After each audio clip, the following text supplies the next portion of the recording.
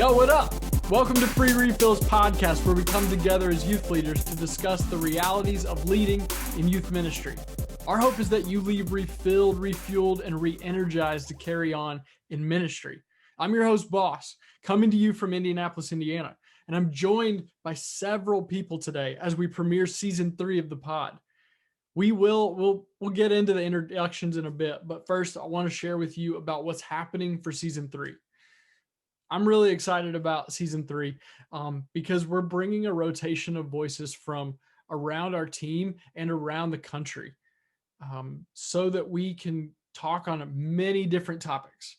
Much like last season, we will deliver 2 episodes each month that revolves around a specific topic. However, this season, one of those 2 episodes will be very practical, like overly practical, so that you can apply it to your ministry context, maybe to yourself, your routine, whatever it may be. We just wanted to give you something that you could have and use right away. Each episode, we will have a special guest or 2 potentially that's joining us. But today, for season 3, the premiere, what we wanted to do was bring all of the voices that you're going to hear on a rotation as the hosts and co-hosts, and introduce them to you, possibly reintroduce them to you, because if you've been journeying with us in the last 2 seasons, you've heard some of these voices. And so I've gathered my friends to come sit with me and introduce themselves to you. You're going to hear some of their story. You're going to hear some of what's going on in their life, so you'll get some context and some understanding. And ultimately, we just want to be able to communicate in a way that you understand that we are in ministry. We're just in different portions of ministry, and we're all coming from different backgrounds, which makes this a really beautiful picture as we talk about ministry in 2021 and doing youth ministry around the country. So let's jump in. We'll start off first with Maggie. Maggie, can you introduce yourself? Tell us about where you're at, where you're located at, and then tell us about who lives in your house, who's your family, all that sort of stuff, and how long you've been in youth ministry. Cool. Yeah. My name's Maggie Johnson. I live in Michigan, southeastern Michigan, but I've only been here for about 1.5 years. Before that, my husband and I lived in Indianapolis, around the Indianapolis area for about 10 years. And originally I am from Augusta, Georgia. So kind of have been all over the place. I've lived in Chicago for 5 years. I've literally been everywhere. The town we're in now in Michigan is by far the most rural place I've ever lived in my life. So it's been kind of a culture shock to go from, I'm definitely a city girl, even though I'm from the South. I grew up in a city in the South. So I'm not used to country roads and not having access to Starbucks. Let's talk about that. Which is why we bought ourselves an espresso machine for Christmas. So I'm married to my husband, Will. He's a worship pastor at our church. And we have 2 kids, a boy and a girl, Penny and Oliver. They're super cute, very exhausting. And I just feel like we are 2 introverts who somehow created 2 extroverts. Doesn't make any sense. But in the youth ministry context, I was in young adult ministry for a couple of years, but now I no longer work in the local church, but I volunteer with our youth group at our church, specifically our high school ministry. I'm on the teaching team, and I lead a group of sophomore small group leaders. So working directly with adult leaders who are investing into the students, and then also rotating on the teaching team as well. Awesome. That's legit. That's super cool. Dusty. What's up? My name is Dusty Bratzler. I'm not totally sure of the question, but I've been in ministry for 10 years, and people that live in my home are my wife, Lisa, and we have 2 kids that are toddlers, 6 and 4. Highly exhausting. I think it's funny that it doesn't matter what age when you tell someone, it's just like, how old are your kids? And they tell you, and they're like, oh, that's an exhausting age. Like there's no, like, never changes the same answer. And so So yes, they're exhausted, 6 and 4. We also have just got adopted a dog that you might hear chewing on a bone in the background for the simple fact that just leave me alone. But he's basically been a therapy dog for me. Um, we got him for my son, but it ended up being for me. I have worked for National Network of Youth Ministry for the last 3 years. Was full time and now have switched to part time. Took on a role here at a local church in the city that I grew up in, here in South Tulsa, Oklahoma.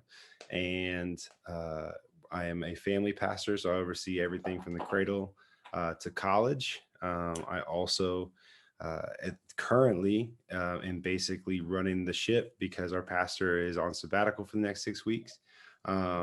So we got a lot going on. Today is tax day. So my wife's an accountant. So this is like her D-Day for her to do all of her stuff. So praise God that that's going to be over soon. Woo! That's a load right there. Orlando, introduce yourself. Tell us about how long you've been in ministry. Tell us about where you're located. Tell us about your family. Hey everybody, my name is Orlando Hale. I'm in Cincinnati, Ohio. Born and raised here in Cincinnati, Ohio. Went off to college at the Tuskegee University, which is a historically Black college or university located in Tuskegee, Alabama. So Tuskegee Airmen, Booker T. Washington, George Washington Carver. If you're not sure who those individuals are, I highly encourage you to look them up. Very powerful stories, great stuff there. But that's me. I grew up here in Cincinnati, Ohio, went to a number of just great, went through experiences growing up and being thrust in leadership to the point where when I was in college, I stopped being an aerospace engineering major and went into ministry. For a second, I also majored in music. And so that was 8 years ago, 8 or 9 years ago. I probably should know like the number, right? But probably about 8 years ago, since I've been in ministry, started in youth ministry, did a lot of work in juvenile detention centers, doing that work now, of course, done a lot of school-based work throughout my time. So I really enjoy being around young people and working with them. And I realized that, the leaders who work with young people really need help too. And so that's kind of where I feel I've been pressed towards that with the National Network of Youth Ministries, been part of the network for, this is a year and a half now, I want to say. I think it was August of 2019. Yeah, some around that time. So about a year and a half. Yeah. Right. A little more than a year and a half since I've been around in NYM.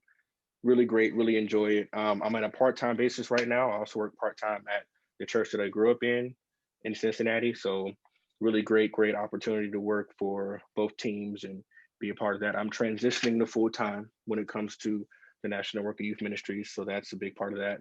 Been married for 6 months. Got married in July of this past year. So this will be month 7 since it's February, but it's really, really awesome, really great. My wife is amazing, and I wonder how I even survived without her for the last 27 years before we met. It kind of blows my mind. I'm like, I don't know what I would have done. Like, how did I make it without all the stuff you've taught me in just 6 months? Like, I don't. Anyway, so thank God for mothers, because Lord knows.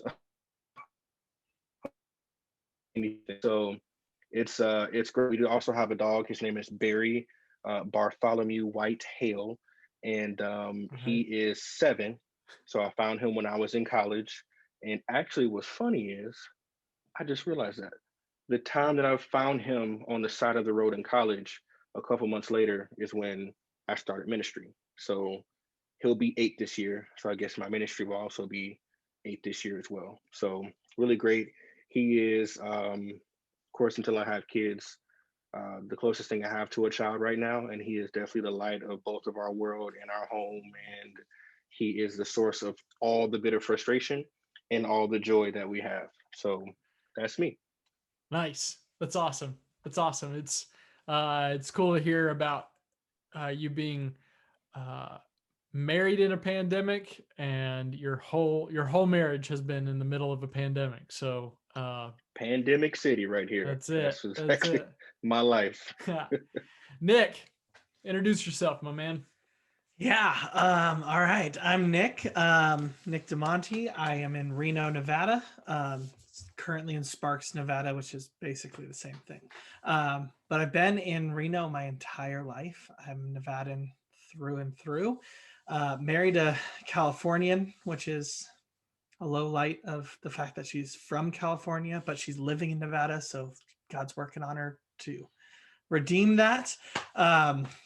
We love making fun of her for being a Californian here, but we've got 3 daughters that are 7, 1. Wow, why did I say 1? I can't think. I'm like Dusty. Like this whole thing of like every age is exhausting. I have a 7-year-old and 2 3-year-olds, twin 3-year-olds, all girls. And then we also have who we call our bonus daughter, one of my students from years past, through life situation. We have semi-adopted her. So any given day of the week, we have a 19-year-old daughter as well, staying at our house with us. So yeah, ministry wise, I did 9 years as a youth pastor, and about a year ago, God started working on my heart to make a change and left that position, came into the National Network of Youth Ministries full time, and am slowly stepping back into volunteering at the same church. Want to give my replacement time for her to build that ministry without my weird influence of whatever that might be. But I'm stepping back into that and mentoring the middle school leaders, guy leaders, and looking forward to getting back into the youth ministry game a little more there. But Nice. in a nutshell, That's awesome. Well, like I said from the beginning, I'm Boss Hogg. I'm from Indianapolis. That's where we currently reside. We don't have any plans to move. That wasn't like some like slip in there or anything like that. I have a wife of almost 9 years, which is it's just wild. And we have today, right now, we have an 18-month-old today. He turned 18 months today, and it has been it is like all the guys have said already, and majority of us know it's exhausting no matter what the age is. But the challenges are so rewarding to go through. I've been in ministry for a decade, in vocational youth ministry for a decade, and I am on the staff of NNYM full time. That is my role, and I have the privilege to be able to serve with this team. We are so excited about this season, and so thank y'all for being a part of it, for introducing yourselves. What I wanted to do is take a little bit of time to just kind of share what's on our heart, what God's been placing on our heart, whether that has been carried over from the end of last year or it's just starting this year. What are you excited about? What are some things that you're leaning into? I'm going to give you a bunch of different questions to kind of answer, because maybe something you'll latch onto it and run with it. So if anybody wants to kick us off first, take off and start talking. Otherwise I'll just call you out and we'll go around the room. Yeah, I think something I'm excited about. I've been the guy that's up until 3 years ago, I was always the guy that's like, I don't believe in the whole God give me a word for the year kind of thing. I was always like, whatever, that's for those people or whatever. But we were challenged by our staff at NNYM 3 years ago to really like press into it. And so I tried it. And when you're on the beach of San Diego, I feel like the Lord speaks in mysterious ways. And he hasn't been wrong yet. So I don't think he plans on being wrong. I think it's like the obedience of listening. So the first year we did that, it was, I was like, God, just give me one word. He's like, yeah, I'll give you three. And it was to be present and multiply. And I said, God, like those don't go together. Little did I know that my son was going to walk into some pretty severe behavior issues, get kicked out of about 5 schools in 6 months. So I was forced to be present. And in the midst of me just taking care of my son while my wife worked, and me pulling back a lot on the network, I multiplied relationships with youth pastors through Zoom. Before a pandemic was Zoom was the only way to meet. So I multiplied just relationships and actually networks, and started a young adult ministry in my house. It was crazy. And at the end of that year, the second year, God told me on a flight out to San Diego that it was diversity, that I needed to diversify my life, and that I had to have a heart breaking for diversity. Little did I know what was going to happen in 2020. And then so he prepared me for that. Then in 2021, as I sat with my young adult group, I just said, I was challenging them, what's your word for the year? And they all went around the room. They said, well, what's yours? And I hadn't really actually thought about it. And out of my mouth came refinement. And I'm kind of looking forward to, I've been, out of my mouth came refinement, and I started to just ask God, like, what does that mean? And I think that the closer I get to it, the more time I spend in his word, it's coming back to like who he's called me to be. I believe NNYM has shown me just the need for unity. And now being where I started out was just 3 years of just being the guy that was that worked for the nonprofit, the parachurch. Now I'm in a church doing both.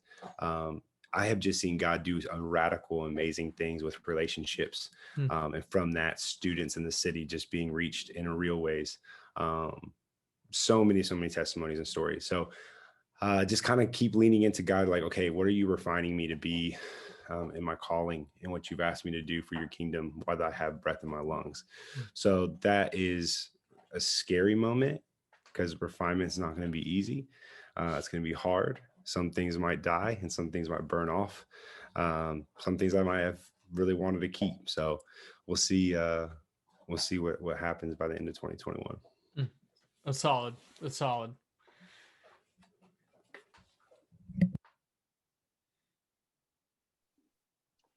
So I'll go next. This isn't a fun lesson that I've been learning. I'll just preface it with that, but I kind of feel like usually the lessons aren't fun. So coming out of 2020, we've all been stuck at home for the most part. And I am a very naturally ambitious person. And so is my husband. And so it was really hard to all of a sudden be stuck at home and to have events canceled and to be faced with the fact that who I am at home is who I am. More so than who I am on the stage is who I am. It's not necessarily true, and it hasn't been true for me. And so we have as a family, it kind of started in my quiet time, but as a family have been walking through what it means to seek revival at home first. Because I feel like in the evangelical community, we're always quick to talk about seeking a revival for our communities, for our churches, and even almost to the point where some of us will say we see revival happening. But in my own time with the Lord, have really just been convicted that revival is not going to happen until it happens in our homes first. Even in the story of Nehemiah, we see that, Nehemiah, the beginning of the book, he repents for the sin of Israel, even though he wasn't alive when the sin he was repenting for was committed, goes and rebuilds the wall, tasks everyone who's helping him to rebuild a portion of the wall right in front of their homes. So you take care of your home before you take care of anything else.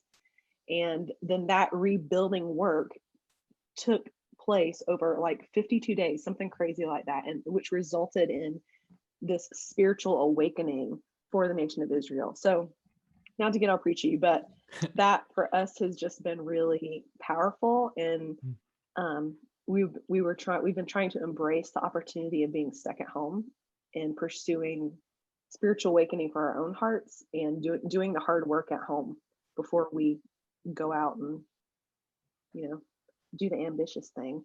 Yeah. Yeah. That's good. That's really, really good. Wow. Yeah. I think that, yeah, last year for sure, it forced us to, well, we spent a lot of time at home. A lot of us are still spending a lot of time at home, and it's solid that y'all took that intentional approach to address the things that were going on at home, if you will. So that's super cool. Yeah, I'll jump on that as probably where I've been in a similar vein of I am a deeply extroverted person, and working from home, setting up an office in my house, and all those kind of things that normally would really drain me. Uh, this year's been an exercise in just being present with my family and sitting with my girls and knowing that um, I'm not running out to the next event, that I'm going to be doing an event with them with me, and they might be sitting on my lap for whatever we're doing on Zoom or whatever that looks like, and learning to be okay with that and not trying to tell my daughters to be quiet or not be engaged or hey, go get busy because I have the job to do. And realizing that no, they're a part of this job with me is huge. I think on top of that too, it's really shown the need for community in my life, and the need for my small group. That we've been really lucky with weather over the last year that we can still meet outside around a fire pit almost every Monday night. And I've got a circle of guys that pour into me that are saying, hey, this is a wise move, this is not a wise move, and keep me moving forward or correct me. And I've come to appreciate those relationships so much deeper because of being at home so much more, that I long for that Monday night. I long for that time to be in community. And I've learned to just listen and learn from those guys more and more. That's solid. That's really good. Really good. Orlando, what about you, man?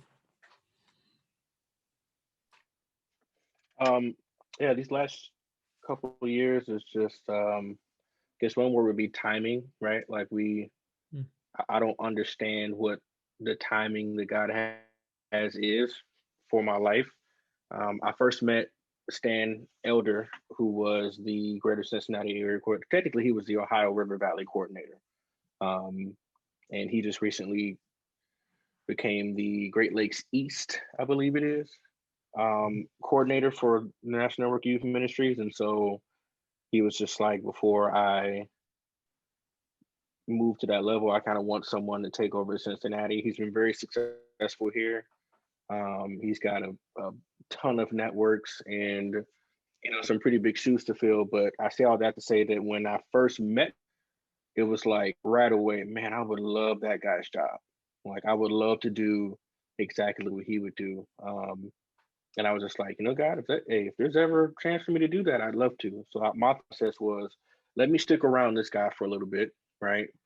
Maybe in 10 years, not that he'll retire at like 55, but in a couple years when he's moving on or whatever, I could do that in like 10 years, right? 2 years later, I had to come home, ran out of money, program pretty much like shut down that I was in. And I was just like, you know what? I've come home. I'm going to do this in this amount of time. I'm gonna get that done, so on and so forth. And my mom was like, well, I think you came home and you're probably going to end up getting married. And I was like, ha, I guarantee you I'm not going to get married. You know why? Because the moment I meet someone, it's going to be a year that I date them before I even consider it to be a relationship. We'll be in a relationship for at least a year before I propose. And then we'll be engaged for a year before we get married.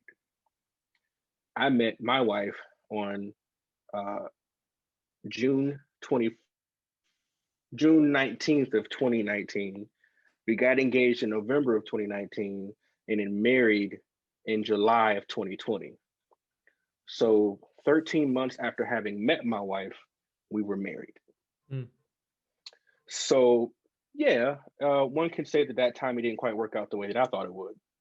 Um, Literally after meeting her, that 2 weeks later was when Stan and I had the conversation about coming on board for NYM, which I considered to be like a dream job, which again was totally different from the timing that we had. And then after my wife and I got married, it was like, well, hey, let's live here for a year or 2 years. Let's do this. And then in a couple years, we'll buy a house.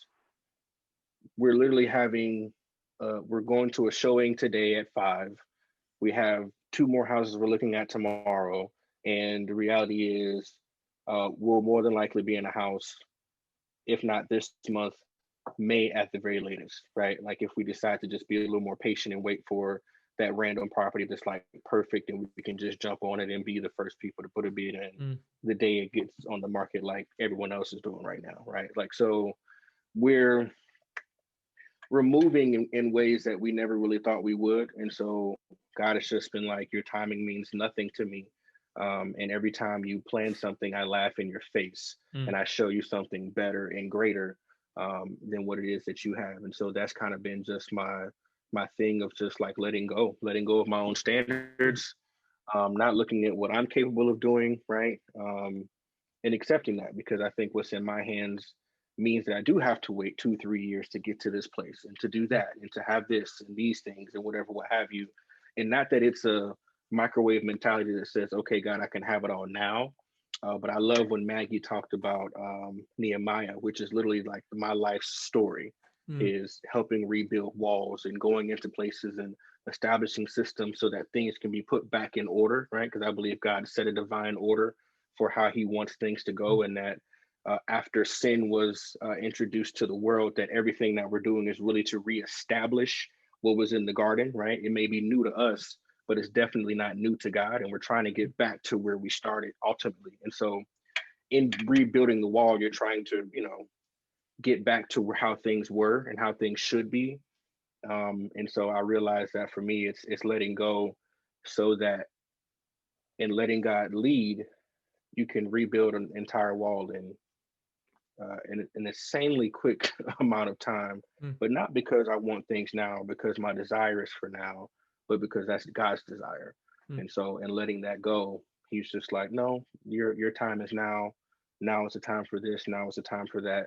And it's only proof that whatever he has for me 5 years from now is totally different from what I thought, because there are things that I thought will be 5 years from now that are God saying, no, this is now. Yeah. So I can only imagine what's going to happen in 5 years. So that's just kind of me and where I'm at right now. And God's just like, get out my way. Get out of my way, and I'm going to do some things in your life that you never thought were possible. So yeah, God's timing is well, it's unbelievable how at times things happen faster, and also the opposite, that things take longer and they don't happen at the rate that we intended them. The thing that's been sitting with me towards the end of last year, going into this year, is the phrase aim small, miss small. I believe that last year we learned, I think it was March 11th, March 13th, something like that. We learned on those days how quickly things changed for everyone. And everything shrunk. Maggie, earlier you talked about, how we went home and we stayed home. And so then we had to work on the things that were real small and real right in our face every single day. And I believe that this year, instead of setting lofty goals, lofty dreams, lofty resolutions, whatever you want to call them, that you do around the first of this year, that instead we should aim small, because when we aim small, we'll miss small. And I believe that on many levels, not only our personal stuff, but also within our community and making micro communities. These are the times where we can really learn our neighbors, the people that live next to us. Instead of trying to build a social network with thousands of people, let's focus in on what's happening right around us. And that starts in our house and in our own heart. And so aim small, because when we aim small, we'll miss small. And if we miss small, then we'll just do it tomorrow. And that's even lengthy goals too. Let's make some goals for this week, not next week, this week. Scripture says, tomorrow has its own worries. Focus on today. And that's what I want. That's what's been impressed on my heart. And so that's where I'm trying to lead from. We have a few more minutes. So I just wanted to take just one more question and ask everybody, just almost like there's 2 floors that you're riding on an elevator, like that long of an elevator pitch. What are you excited about for just we'll just say the future, the known future? How about that? We'll go in the same order that we went. So Maggie, kick us off. Oh gosh. Well, I have a newborn, so I'm excited to sleep sometime in the future. I am also excited because restaurants are reopening indoor dining in Michigan this week. And I'm excited to be able to go to a coffee shop and work instead of working in my home. John, we had a meeting this morning, and my almost 4-year-old came and interrupted our meeting. So I'm excited to not have that happen anymore. That's great. That's awesome. That's solid. Dusty, what about you, man? Yeah, I'm excited to see the outcome of what my son's going through right now. My son, we're 11 sessions in today on neurofeedback. So basically, they are remapping his entire brain in the way that he thinks, because he is in just a state of chaos all the time due to a traumatic event when he was 2. And so, yeah, I think that and I'll say in the midst of 2020, I started counseling, and then now my wife is starting counseling today as well. So now it's like my son's being taken care of, we're being taken care of. So I'm excited to seeing like how our family's mental health and where it goes from here. Is it me next? Yeah, go for it. I'm excited for just like that level up season.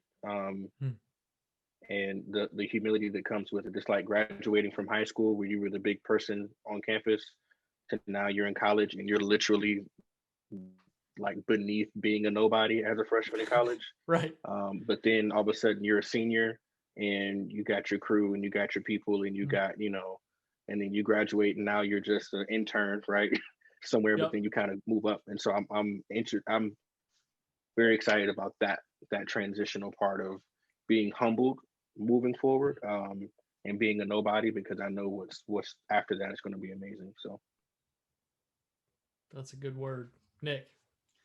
I think the thing that comes to mind for me right now is just I'm excited to watch my twins over the next year or 2, going from their birthdays. They're really 2 and a lot. They're almost 3 next month, but just get past that little kid stage and into that moment where I really get to see their personalities, and see them kind of grow into who they're going to be, like their older sister did. So yeah, I'm excited just to be a part of that and be more present for it than I did with my oldest daughter, I think. Nice. That's awesome. Well, I'm excited. There seems to be a little bit of a theme here, but I'm excited because my son just started walking last week, and he is just right in the cusp of learning how to do all that, and it's just a whole new adventure, which I'm stoked about. And so this brings a new set of challenges, but a ton of excitement. And so that's where my heart just is all about it. But I'm also excited to journey with each one of you as we have conversations with youth leaders around the country. I'm excited for this season and what God has in store for us and who He has prepped for the conversations that we're going to have. I believe this year is going to be a big year, more than last year, for the youth ministry world, and also for leaders, for each one of us, as we take care of our own self and we work on our mental health, as we've talked about, in our things in our homes, so that we can help create good boundaries and good rhythms that produce fruit for years to come. So thank you, all of you, for sitting and taking the time out of your busy schedules to sit and share a little bit of your heart. I'm excited. I'm stoked. I don't even know. I'm going to have to look up a bunch of different words for excited so I can use those, because that's how I'm feeling right now. So thank you, all of you, for being with us. So that was a sweet conversation. As you can tell, I'm pretty excited about this season that is coming up, that we're in right now. We're starting out. We are excited for the plans that we have, the things that we have dreamed up, that we hope come to fruition. We've got some really, really cool people lined up for this season. But I'm most excited to be journeying with my friends that you met just now. And this year's going to be good. I'm positive, as you can tell. I'm not pessimistic about what's going to happen. So we hope that you journey with us. Thank you for listening to this point so far. A couple things. If you've noticed, we're on YouTube. It's not a full-blown influencer page YouTube sort of thing, but we're on YouTube. So you can watch this channel. You can see the faces of the voices that you've heard on the podcast, so that you can get a glimpse into who's talking. Maybe you're tired of watching Zoom calls, and that's completely fine. You don't have to do that. You can just check us out on all the podcast platforms, Apple, Google Play, all those different things. Wherever you listen to, you can find us there too. Make sure to like and subscribe, and drop us a review if you're on Apple. That would be huge for us and help us push this to the top when people search for different youth ministry podcasts, and share it with some friends. Ultimately, we're here as a free refill for you. And so, as we've said before, and we'll continue to say, the more that you pour into yourself, the more that you're able to pour out to others. Until next time, blessings, peace.